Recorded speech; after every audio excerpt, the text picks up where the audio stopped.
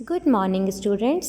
बेटा आज डेट है 12 नवंबर 2021 और ये 7th क्लास मैथ्स की वर्कशीट नंबर 30 है, जिसका टॉपिक है त्रिभुज और उसके गुण, समकोण त्रिभुज और पाइथागोरस गुण। बेटा आज हम त्रिभुज में भी स्पेशल समकोण त्रिभुज जिसका एक कोण 90 डिग्री का होता है, उसके ऊपर पाइथागोरस के गुण कैसे लगते हैं वो उसके बारे में पढ़ेंगे। देखिए बच्चों, घर पर एक स्थिति पर विचार करें जहां आपको दीवार से एक पेंटिंग उतारनी है जो फर्श से 8 मीटर की ऊंचाई पर है। देखिए बेटा, ये फर्श से यहाँ पर पेंटिंग है 8 मीटर की ऊंचाई पर और इससे आपको ये पेंटिंग उतारनी है। ठीक है, इसके लिए 10 मीटर लंबी सीढ़ी का इस्तेमाल करना है। सीढ़ी को दीवार के आधार से कितनी दूर रखना चाहिए, पहला क्वेश्चन मार्क है।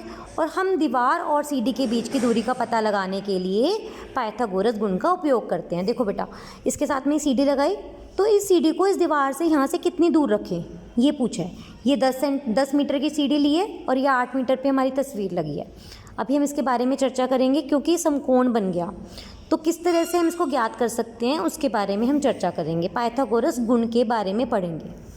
6ठी शताब्दी ईसा पूर्व में एक यूनानी दार्शनिक थे पाइथागोरस, जिन्होंने समकोण त्रिभुज से संबंधित पाइथागोरस गुण के बारे में जानकारी दी थी।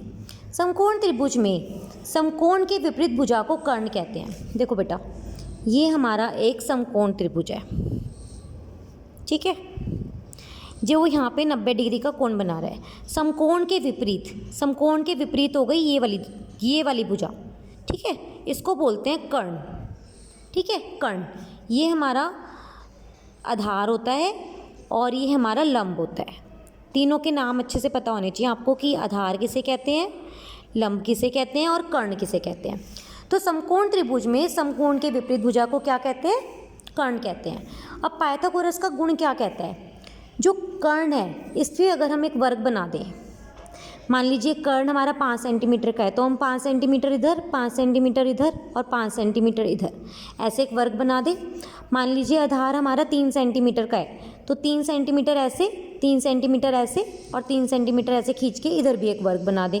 मान लीजिए लंब हमारा 4 सेंटीमीटर है, तो 4 सेंटीमीटर का वर्ग 4 सेंटीमीटर, 4 सेंटीमीटर और 4 सेंटीमीटर बढ़ा के एक वर्ग बना दें।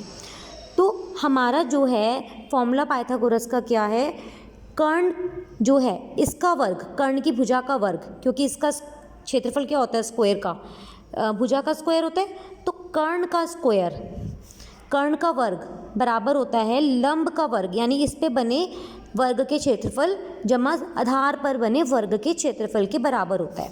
मान लीजिए ये हमारी भुजा, हमने कर्ण को C मान लेते हैं और इसको मान लेते हैं हम B और इसको मान लेते हैं A। तो हमारा कहने का तात्पर्य ये है C का स्क्वायर बराबर होता है A का स्क्वायर जमा B का स्क्वायर, लंब का स्क्वायर जमा बेस का स्क्वायर और इज इक्वल टू होता है कर्ण का स्क्वायर। इसको हम फाइंड आउट करने के लिए अलग अलग चेंज भी कर सकते हैं। मान लो हमें बेस दिया हुआ है और A नहीं दिया हुआ, C दिया हुआ है, तो हमें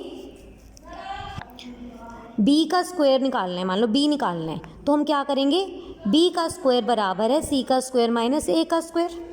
इसको हम इधर से इधर ले आएंगे या इसको हम इधर से इधर ले आएंगे, और A का स्क्वायर निकालना है तो C का स्क्वायर माइनस A का स्क्वायर, यानी जो सबसे लंबी भुजा है कर्ण, उसमें से दूसरी भुजा का स्क्वायर माइनस कर देंगे। तो वही हमारा पाइथागोरस का फॉर्मूला है। कर्ण पर बने वर्ग का क्षेत्रफल बराबर है अन्य दो भुजाओं के वर्गों के क्षेत्रफल के योग के। इसको याद रखेंगे, हाइपोटेनस वन साइड और अनदर साइड।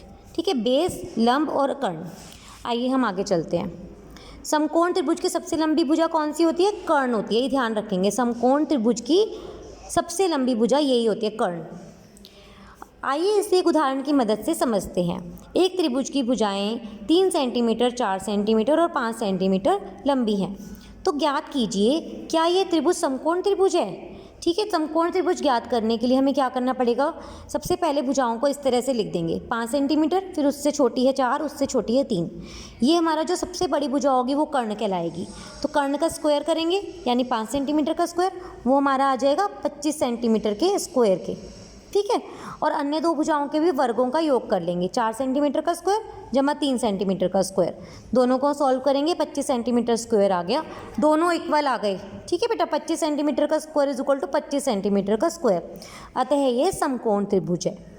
ये निकालना बहुत आसान है कि समकोण त्रिभुज है या नहीं, या पाइथागोरस थ्योरम को ये अपने अंदर अप्लाई करता है या नहीं, उसके लिए भी हम सबसे बड़ी वाली भुजा का स्क्वायर करके देखेंगे और अन्य दो भुजाओं का स्क्वायर करके ऐड कर देंगे, जोड़ देंगे।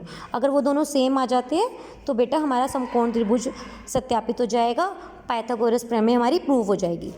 नेक्स्ट, अभ्यास के लिए प्रश्न। पाइथागोरस गुण द्वारा शुरू में दी गई स्थिति का हल खोजें। शुरू में ये स्थिति दी थी, ये क्वेश्चन दिया था, आप पहले इस क्वेश्चन को उतारेंगे और ये चित्र बनाएंगे। ठीक है, ये वाला क्वेश्चन पूरा यहाँ से यहाँ तक उतारेंगे और ये चित्र बना लेंगे बेटा। और ऐसे लिखेंगे 10 मीटर का स्क्वायर बराबर है 8 मीटर का स्क्वायर जमा बी का स्क्वायर। हमने इसको बेस को बी मान लिया बेटा, ये हमारा बी है, हमें ये निकालना है। तो हमने फॉर्मूला लगाया पाइथागोरस का, 10 मीटर का square is equal to 8 metre का स्क्वायर प्लस बी का स्क्वायर, और 10 का स्क्वायर करते हैं तो होता है 100 मीटर स्क्वायर, 8 का स्क्वायर करते हैं तो 64 मीटर स्क्वायर, बी का स्क्वायर हमने ऐसे रखा। अब बी स्क्वायर को एक तरफ रख के बाकी इक्वेशन को सॉल्व कर दिया, बी की वैल्यू आ गई 6 मीटर। ये हमारा फर्स्ट क्वेश्चन हो गया बेटा। दूसरा प्रश्न हमारा है, रीना को एक समकोण त्रिभुज बनाना है, त्रिभुज बनाने के लिए माप लेने में इसकी सहायता करें। तो बेटा देखो, पहला और ये दूसरा, दो कंडीशन दे रखी हैं। सबसे बड़ी भुजा का स्क्वायर अगर अन्य दो भुजाओं के वर्ग के स्क्वायर के बराबर आ जाएगा तो वो हमारा समकोण त्रिभुज, जैसे हमने ये वाला एग्जाम्पल सीखा था वैसे हो जाएगा। तो दोनों में देखना है किस में आ रहा है। तो देखो बेटा, हम ओरली करके देखते हैं, आप इसको रिटर्न में करेंगे। 9 का स्क्वायर यानी 81, 8 का स्क्वायर यानी 64, 6 का स्क्वायर यानी 36। ठीक है, तो देखो बेटा हमारे इन दोनों को जोड़ने पे 100 आ रहा है। ठीक है, और ये 81 है, तो ये तो हमारा प्रूव नहीं हुआ, यानी ये समकोण त्रिभुज नहीं बना सकता। इसमें ये फिर सेम ही हमारी रकम दे रखी है 36, और ये 64 हो जाएगा और इसका स्क्वायर 100 हो जाएगा। तो इस कंडीशन में बनेगा, तो आप इस पर टिक लगाएंगे। ठीक है, थर्ड क्वेश्चन देखेंगे। त्रिभुज ए बी सी का सी समकोण है यदि ए सी 5 सेंटीमीटर, ए बी 13 सेंटीमीटर है तो बी सी की लंबाई ज्ञात करो। बी सी को हम बी मान लेंगे क्योंकि बेस है। ठीक है, अब हम इसमें पाइथागोरस प्रमेय लगाएंगे।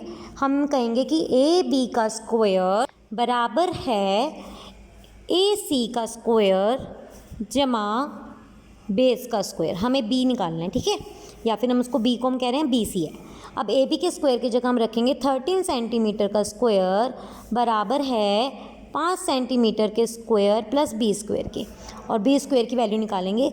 13 का स्क्वायर बेटा आपको अच्छे से याद होगा 169 सेंटीमीटर स्क्वायर, और ये 5 का स्क्वायर 25 हो जाएगा। बी को हमने इधर रखा और इसको उधर ले जाके माइनस कर देंगे, आ गया 144 सेंटीमीटर का स्क्वायर, यानी बी की वैल्यू हमारी आ गई 12 सेंटीमीटर। 144 का अंडर रूट 12 होता है। ठीक है, तो हमारी बी सी की वैल्यू आ गई बी सी यानी बी, ये हमारा आंसर आ गया। अब हम फोर्थ क्वेश्चन पे आ जाते हैं। चित्र में पतंग उड़ाने वाले धागे की लंबाई ज्ञात करो, यानी ये वाला धागा, जबकि ज़मीन से पतंग की ऊंचाई यहाँ से 40 मीटर है और पतंग की दूरी जो है वो 30 मीटर है। ठीक है, हमें धागे की लंबाई निकालनी है। तो बेटा बहुत ही आसान है, ये हमें दिया हुआ है 40 मीटर और ये 30 मीटर, तो 40 का स्क्वायर करेंगे यानी कि 4 चौक 16 होता है, तो 1600, और 30 का स्क्वायर करेंगे यानी 3 तिया 9, 900 होता है, 900 आ गया। दोनों को जमा करेंगे 2500 हमारा मीटर स्क्वायर आएगा।